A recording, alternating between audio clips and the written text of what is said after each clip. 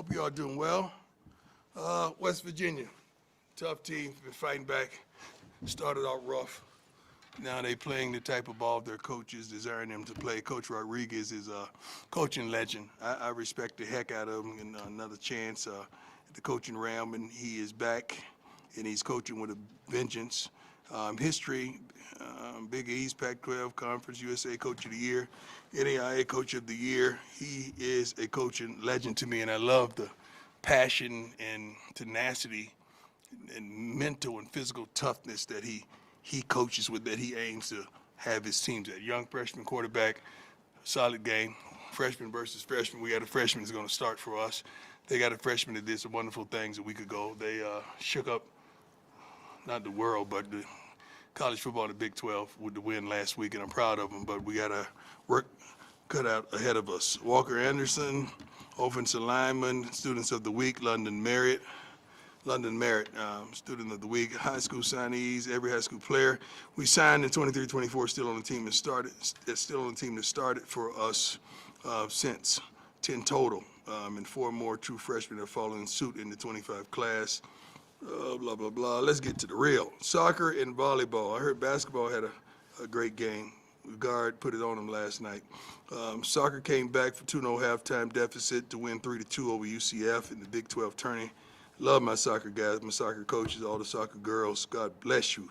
Wednesday versus Kansas City was the only our seed to win and the best seed left in the tournament. Volleyball is 20-3, doggone it, and 10-1 in the Big 12. And the heads to play Kansas Thursday and Kansas State on Saturday. Travel mercies to the young ladies, and I wish them well. Men hoops survived the scare for Montana State preseason opener last night. Isaiah Johnson led the bus at 24, caught on fire. He's the godson of D. Wade. Women's basketball opens the season Thursday night. Thank you. Love our women's basketball coach to life, and she is awesome, and they're going to be dominant this season. I wish them peace and joy and love and everything. I think that's it.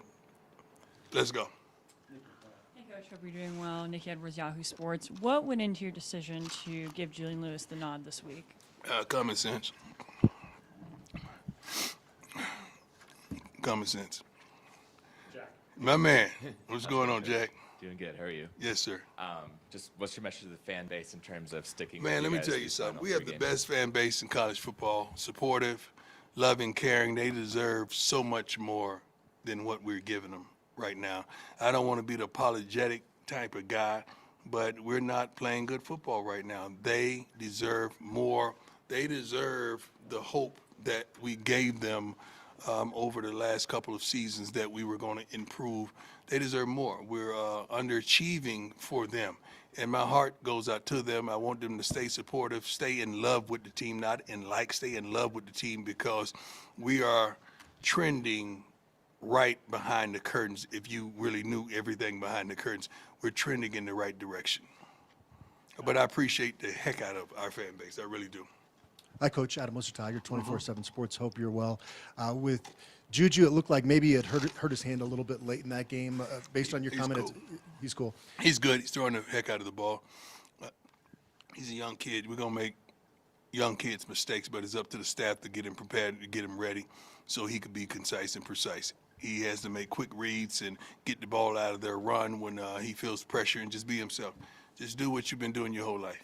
What were the main things that stood out, good and bad, about his performance? I don't talk about bad. I don't want to do that. The good things that he got the ball out in certain situations. He saw what was coming, what was happening. He received information and tried to apply it, what he was receiving through the headset, which he did a good job about that. And he was more talkative to his teammates. What I mean by that is you got to communicate with your linemen, your backs, your receivers. You got to let them know that you're there, you're in command, you're in control, and because they're looking for leadership. Hey, Coach. How you doing, Pat? How you doing? Nice to see you. Two-parter. Number one is, can you give us a small peek behind the curtains, what you're seeing that's trending in the right direction that you like? I say this every week, and I know it seems strange because we go out there and play like garbage. They're practicing right, man. Like they're practicing right. Like they're fighting. The things I challenge them with in the morning meetings are they're accountable. They're accountable to them. The coaches are accountable for what we're doing, and that's on us. Like the way they're performing, it's on us. It's not on them. I think we got to do a better job of putting them in the right situations to make the plays that they need to make, and they got to give a little effort as well, a little more effort as well in certain areas.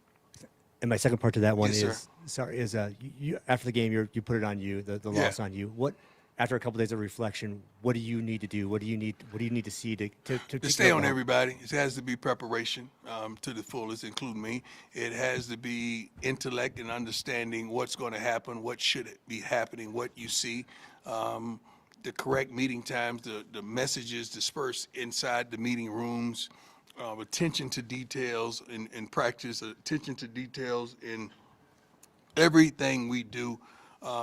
More tough on the discipline things. We had been in the top, where was it? Top 25, I believe, in penalties over the season. And we go up there and have 9, 10 penalties that knocks us to a 50-something or whatever it was. I saw it on one of the lists that you gave me. I don't see it right now. But we just got to be better with discipline. So that means guy late for breakfast, guy late for training room, late for this and that. That has to be an understanding that we don't do that because that stuff translates to the game. It translates to the field. It's your life. If you don't focus on the little things, the big things are going to falter as well. Hey, Coach. Mark Kislett, Denver Gazette. With the changes in college football and players now being Covers it. paid professionals, what in your mind qualifies as fair criticism for a player? It and what is. does Everything's not? fair. Everything is fair that you guys do until it gets personal. Okay. It's okay to talk about the performance. It's okay to talk about me in every realm. But when it gets personal, that's when you're stepping across the lines. You can't step across that line because we don't. If we get personal with you, it's going to be a problem because you're going to get sensitive. Like we get sensitive in the part when you step across the line with the kids. So that's keep it football related, and we're good. Okay. So, second part of that is you said come after you. After Yes, sir. that. As paid professionals, why don't you think players should speak for themselves in a situation You can. like this? You can. You know what, my man? That's a great question. Let me tell you why. I have a fatherly spirit, and I have an overseer spirit. I'm trying to shield my guys from certain things that may harm them. I know the temperature of the room. I know if they can't handle this at this time. Certain guys can, certain guys can't. I can't differentiate those guys and tell you, you can talk to them, but you can't talk to them. I don't want to do that. So my job is to protect them and put an umbrella around them until I feel like they're ready for the attacks and the assaults and ready for the social media gambit, which they're dealing with right now. So that's just me being a protector, a guardian, and a father, which we all call coach back in the day. John Treach, 9 News. Coach, you consistently talk about a championship standard and don't flinch from those expectations. But at 3-6, have the goals changed for the program? Yeah, we're not happy with 3-6. You think I'm excited sitting up here like right now? No, I'm excited. I'm not excited. I got to answer these type of questions. I want to answer those type of questions. Right? This guy played his butt off. You know, how we're going to attack this team again next week. What we're going to do is this guy, how we're going to use Marion Miller, how we're going to use this guy, the secondary banged up. Okay, what are you going to do? Those kind of transactions and transitions that we're doing. I want to talk about it like that. But I understand. It is what it is. I'm not happy by any means, and we're underachieving. And I got to fix it.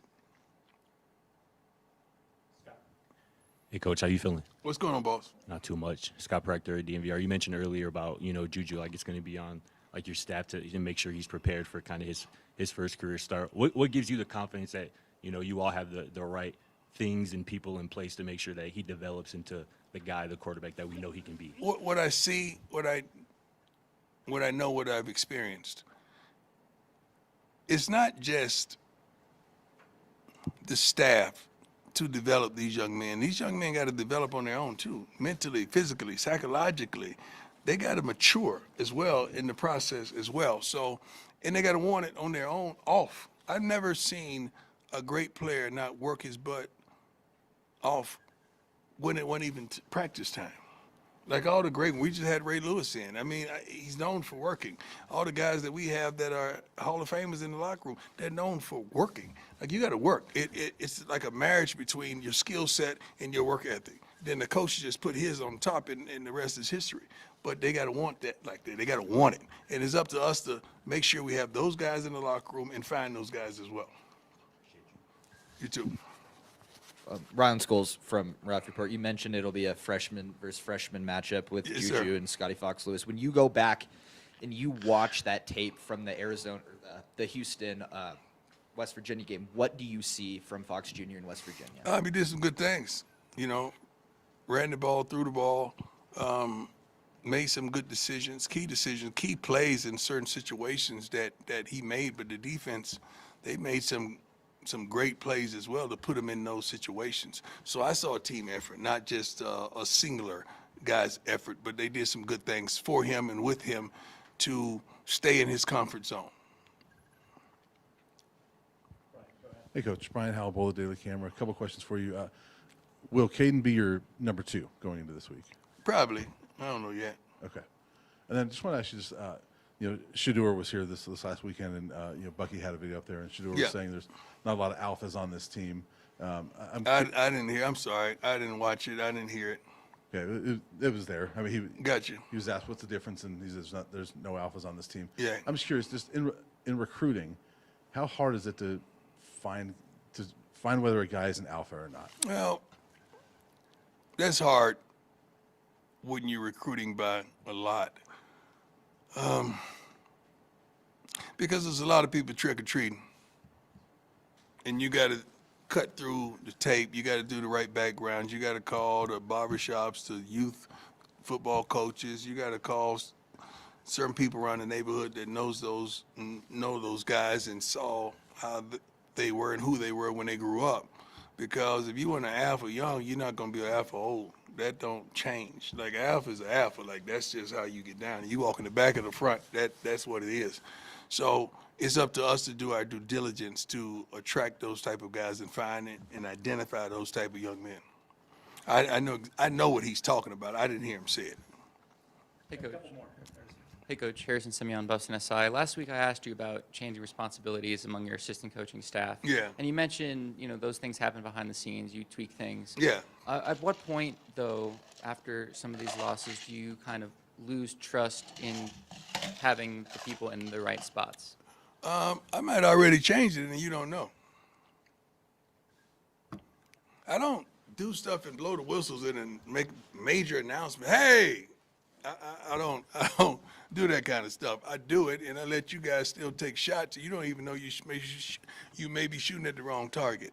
So some things take place that you may not be privy to. At what point would we figure? At what point would they be changes that we do notice, though? That's up to you to notice them. They may have already happened.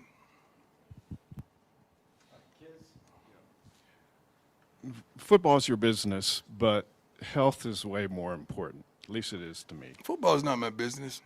Okay. Football is my passion, man. Football is like my lady. She's like my wife. Like I love her. I do. So it's more than business to me. Business is the other stuff. That's business. This is my heart is in this.